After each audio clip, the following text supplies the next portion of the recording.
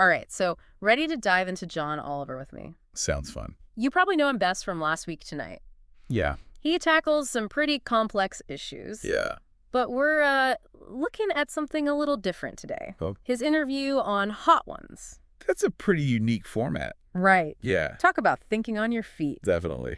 And speaking of thinking, Okay. one of the things Oliver said that really stuck with me was his comment about American journalism. Mhm. How the loudest voices are often the least sane. Well, it's easy to just nod along with a statement like that, Sure. but I think it's worth digging a bit deeper. Yeah. Do you think there are ever times when those loud voices are actually crucial for getting important issues on the radar? That's a great point. Yeah. Maybe it's less about silencing certain voices Right. and more about making sure we're also paying attention to the less sensationalized but equally important stories. Exactly. Okay. And that seems Good. to be at the heart of what Oliver tries to do with Last Week Tonight. Yeah. He uses humor and satire to shine a light on issues that might otherwise get buried under the avalanche of breaking news and clickbait headlines.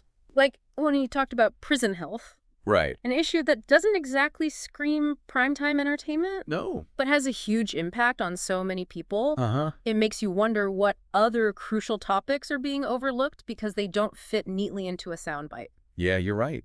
And it's interesting how Oliver's frustration with those overlooked stories, he even said he sometimes wants to burn it all down, Yeah. actually fuels his drive to find solutions. It's like that anger and frustration become a catalyst for action, Right. both for him and hopefully for his viewers. Yeah. It's not just about pointing out problems, but about inspiring people to get involved and make a difference. And that's where his comedic approach comes in. Right. He's not just lecturing people. Mhm. He's using humor to make these complex issues more accessible and engaging. He's kind of like a comedic Trojan horse, Like, sneaking in serious social commentary under the guise of entertainment. and it seems to be working. Yeah.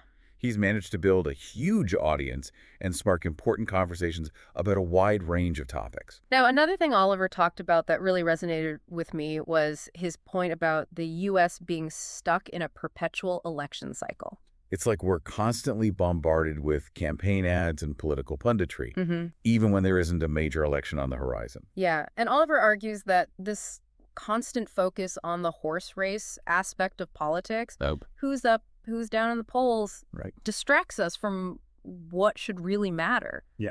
The actual policies being debated and how they'll impact people's lives. He's basically saying, look beyond the personalities and focus on the substance. Yeah. Because ultimately, it's the policies that shape our world, not the politicians themselves. It makes you think about how we consume news and information, Right. and whether we're giving enough attention to the policies that will have a lasting impact on our lives. Absolutely. Yeah. It's a call to be more critical consumers of political news and to prioritize policy discussions over personality-driven narratives. Speaking of personalities, Okay.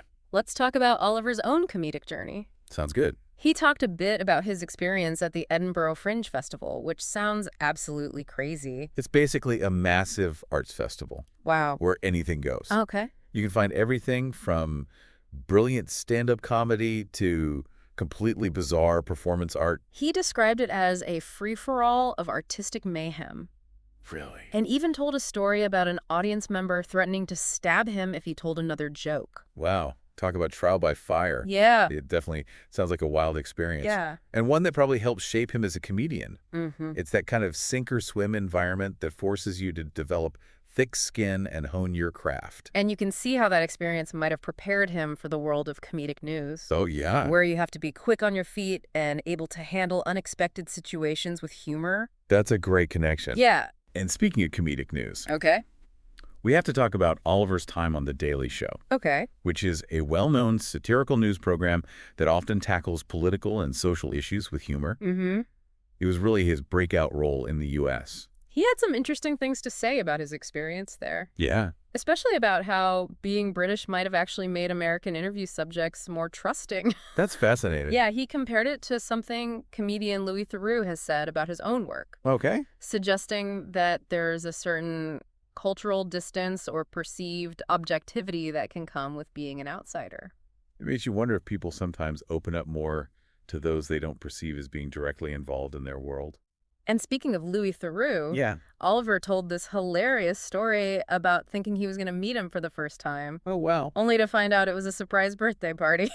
Classic misdirection. Right. But beyond the humor, Yeah. I think it speaks to a shared sensibility between the two. Yeah. They both have this knack for getting people to open up and reveal unexpected things about themselves. And then there's that wild story about Oliver breaking his nose during a Civil War reenactment for The Daily Show. Oh, right.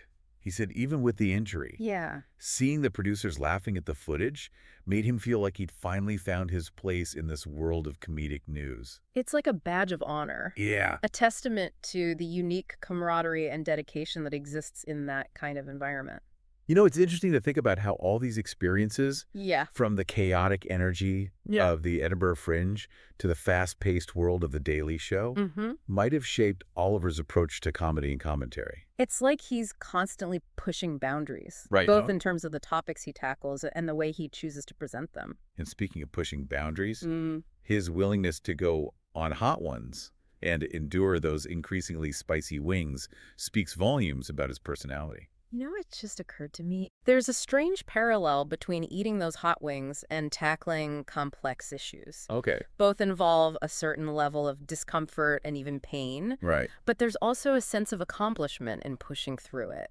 It's like he's saying, if I can handle this level of spice, I can handle anything. Yeah. And that fearlessness translates to his work, where he's willing to tackle tough topics and confront powerful institutions. He even said he enjoys hostile interviews Oh, really? because they bring out a side of him he doesn't particularly like, but finds compelling. It's almost like he's drawn to the challenge. Right. The intellectual sparring match, Yeah. the opportunity to push back against conventional wisdom or entrenched power structures. It's clear that John Oliver is not afraid of a little discomfort, whether it's physical or intellectual, That's true. and that willingness to embrace the uncomfortable might be one of the keys to his success as a comedian and commentator. It's a thought-provoking idea. Yeah. Perhaps by stepping outside our own comfort zones, we can gain a deeper understanding of the world and ourselves. Okay, so we've covered a lot of ground here. We have. Journalism, politics, spicy wings. Uh-huh. I think we need a moment to let all this sink in before we go any further. I agree. Yeah, it really is fascinating Right. how these simple hot wings Yeah. can spark such profound insights. Mm. You know, it makes you wonder if we should all be incorporating a bit more spice into our lives. Metaphorically speaking, of course. Right. Like, what would happen if we all embraced discomfort a bit more? Yeah, Maybe we'd be surprised by what we learn or accomplish. that's a good point. But speaking of surprises, Yeah. there's another anecdote from the interview that really stuck with me. Okay. Remember when Oliver talked about scoring that free kick in a soccer game? You mean that playful little segment where he got to show off his athletic skills? Correct. Yeah, it seemed to bring him genuine joy, which is always nice to see. He actually called it one of the best sporting moments of his life. Wow. You could tell it meant something to him on a deeper level, even though it happened during a comedic bit on TV.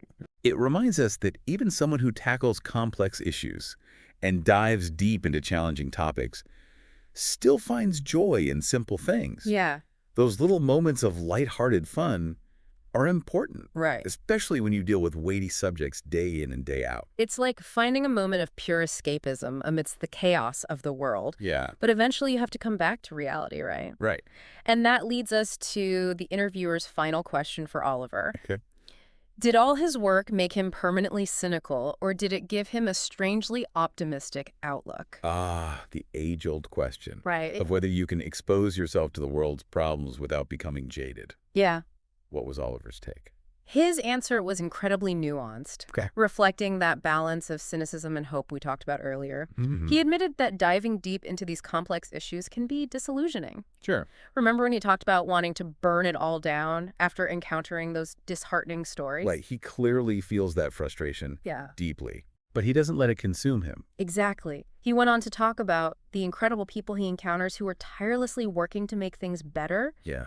even if it's just one small step at a time. Uh-huh. He seems to find a lot of hope in those individual acts of courage and compassion. It's a powerful reminder, especially in today's world, Yeah. where it's easy to get overwhelmed by the scale of global problems. Mm-hmm. We don't have to choose between blind optimism and crushing cynicism. Right. We can acknowledge the complexities while still believing in the possibility of progress. And it sounds like Oliver finds that balance by focusing on the people who are actively working towards solutions. Okay. It's not about ignoring the problems, but about finding inspiration in those who are fighting for a better future. And that brings us back to his unique approach to comedy. Yeah. He doesn't shy away from difficult topics, Uh-huh. but he also doesn't let the darkness overwhelm the message. Right. He uses humor to make those tough conversations a little easier to digest. It's like he's creating a space where we can confront uncomfortable truths without losing sight of the hope that things can change. Speaking of confronting things head-on, Yeah. remember that interesting parallel Oliver drew Okay. between the U.S. political system and the Hot Wise challenge? You mean when you talk about how some people believe there should be a price to pay for political actions? Yes. Almost like a physical test of endurance. He used the analogy of senators having to stand for hours or even wear diapers during a filibuster to prove their commitment to a cause. Oh, right. And he jokingly compared that to hot ones, Okay. where you endure the pain of spicy wings to demonstrate your dedication. It was a humorous comparison, Yeah.